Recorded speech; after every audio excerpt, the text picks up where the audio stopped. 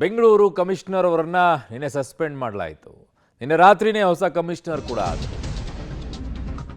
So ಇದರಲ್ಲಿ ಈಗ ಚಿನ್ನಸ್ವಾಮಿ ಕಾಲ್ತುಳಿತಕ್ಕೆ ಹೊಸ ಪೊಲೀಸ್ ಕಮಿಷನರ್ ಬೇಸರವನ್ನ ವ್ಯಕ್ತಪಡಿಸಿದ್ದಾರೆ.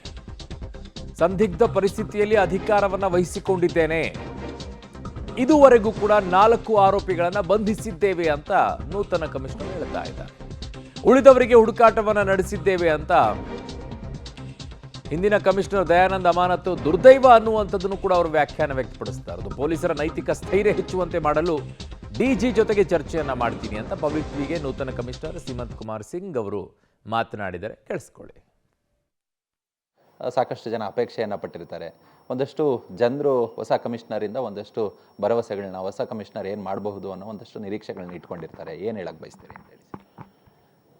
ಧನ್ಯವಾದಗಳು. ನೀವು ನನಗೆ ವೆಲ್ಕಮ್ ಮಾಡಿದ್ದೀರಾ. ಮತ್ತು ನಾನು ಚಾರ್ಜ್ ತೊಗೊಂಡಾದ್ಮೇಲೆ ನಿನ್ನೆಯಿಂದ ಇಲ್ಲಿವರೆಗೆ ಸಾಕಷ್ಟು ಜನ ಬಂದು ಭೇಟಿ ಆಗಿದ್ದಾರೆ. ಅವರು ಸಲಹೆ ಸೂಚನೆ ಕೊಡ್ತಾಯಿದ್ದಾರೆ ಅವರು.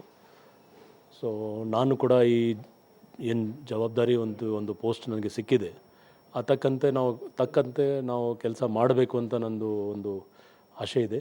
ಖಂಡಿತ ನಮ್ಮ ಆಫೀಸರ್ಸ್ ಮತ್ತು ನಿಮ್ಮವ್ರದ್ದು ಸಹಯೋಗ, ಪಬ್ಲಿಕ್ ಅವ್ರದ್ದು ಸಹಯೋಗದಿಂದ ನಾವು ಒಳ್ಳೆ ಕೆಲಸ ಮಾಡಿ ತೋರಿಸ್ತೀವಿ ಅಂತ ನನಗೆ ಭರವಸೆ ಇದೆ. ಸರ್, ತಾವು ಸಂದಿಗ್ಧ ಪರಿಸ್ಥಿತಿಯಲ್ಲಿ ಕಮಿಷನರ್ ಆಗಿ ಅಧಿಕಾರವನ್ನು ಸ್ವೀಕಾರ ಮಾಡ್ಕೊಂಡಿದ್ದೀರಿ.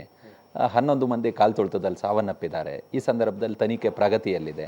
ಈಗಾಗಲೇ 4 ಜನರನ್ನು ಅರೆಸ್ಟ್ ಮಾಡಿದ್ದೀರಿ. ಪ್ರಕರಣ CIDಗೆ ವರ್ಗಾವಣೆ ಆಗಿದೆ. ಅಧಿಕೃತವಾಗಿ ಇನ್ನೂ ವರ್ಗಾವಣೆ ಆಗಿದೆಯಾ? ಇನ್ನು ಪ್ರಕರಣದಲ್ಲಿ ಕೆಲವರು ತಲೆಮರೆಸ್ಕೊಂಡಿದ್ದಾರೆ ಅಂತ ಹೇಳ್ತಿದ್ದಾರೆ. ಅವ್ರನ್ನ ಬಂಧನ ಮಾಡಲಾಗುತ್ತಾ ಹೇಗೆ? ಇದು ಪ್ರಕರಣ ದಾಖಲಾಗಿದೆ. ಪ್ರಕರಣದಲ್ಲಿ ಬರೀ ಅರೆಸ್ಟ್ ಮಾಡೋದು ಒಂದು ಇಲ್ಲ, ಸುಮಾರು ಲೀಗಲ್ ಫಾರ್ಮಾಲಿಟೀಸ್ ಇದೆ. ಕೇಸ್ ಬಿಲ್ಡಪ್ ಮಾಡಬೇಕು. ಸೊ ಆ ನಿಟ್ಟಿನಲ್ಲಿ ನಮ್ಮ ಟೀಮ್ಸ್ ಅವರು ಕೆಲಸ ಮಾಡ್ತಾಯಿದ್ದಾರೆ. ಅವರು ಮತ್ತು ಇನಿಷಿಯಲ್ ಸ್ಟೇಜಲ್ಲಿ ಕೆಲವ್ರಿಗೆ ಅರೆಸ್ಟ್ ಮಾಡಿದ್ದೀವಿ.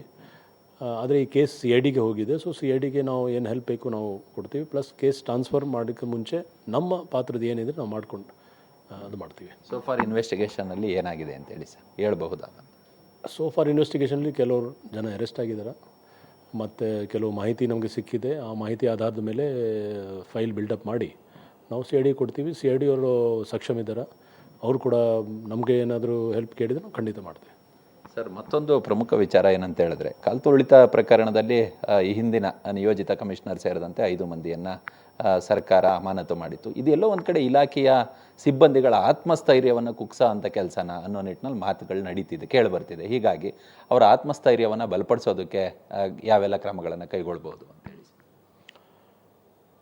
ಇದು ಭಾಳ ಒಂದು ಈ ಕ್ವೆಶ್ಚನ್ ನೀವು ಕೇಳಿದಾಗ ಇದರಲ್ಲಿ ನಮ್ಮ ಪೊಲೀಸಲ್ಲಿ ನಾನು ಹೇಳಿದೆ, ನಮ್ಮದು ಪೊಲೀಸಿಂಗಲ್ಲಿ ದಿನನಿತ್ಯ ನಾವು ಒಂದು ಚಾಲೆಂಜಲ್ಲಿ ಇರ್ತೀವಿ.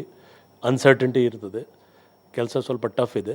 ಆದರೆ ನಾವು ಸ್ವೇಚ್ಛದಿಂದ ಪೊಲೀಸ್ ಸರ್ವಿಸ್ ಸೇರಿದ್ದೀವಿ. ಈಗ ಯಾಕೆ ಏನೇನಾಗಿದೆ ಅದರ ಬಗ್ಗೆ ನಾವು ಕಮೆಂಟ್ ಮಾಡಲಿಕ್ಕೆ ಹೋಗಲ್ಲ. ಬಟ್ ಖಂಡಿತ ನಾವು ಇಲ್ಲಿವರೆಗೆ ನಮ್ಮದು ಆಲ್ಮೋಸ್ಟ್ 30 ವರ್ಷ ಸರ್ವಿಸ್ ಆಗಿದೆ. ನಾನು 30 ವರ್ಷ ಸರ್ವಿಸಲ್ಲಿ ಟೀಮ್ ವರ್ಕ್ ನಾವು ಬಿಲೀವ್ ಮಾಡಿದ್ದೀವಿ. ಆ ಟೀಮ್ ವರ್ಕ್ ನಾವು ಈಗಲೂ ಮಾಡ್ತೀವಿ. ಅವರು ಕೆಳಗಡೆ ಸಿಬ್ಬಂದಿ, ನಮ್ಮ ಕಾನ್ಸ್ಟೇಬಲ್ನ ಹಿಡಿದು ನಮ್ಮ ಕಮಿಷನರ್ವರೆಗೆ ಆ್ಯಸ್ ಎ ಟೀಮ್ ನಾವು ಕೆಲಸ ಮಾಡಿದರೆ ಖಂಡಿತ ನಾವು ಕೇಪಬಲ್ ಇದ್ದೀವಿ ಒಳ್ಳೆ ಸರ್ವಿಸ್ ಕೊಡಲಿಕ್ಕೆ. ಸೊ ಒಳ್ಳೆ ಸರ್ವಿಸ್ ಕೊಟ್ಟರೆ ಅದೇ ನಮಗೆ ಒಂದು ಸ್ಯಾಟಿಸ್ಫ್ಯಾಕ್ಷನ್.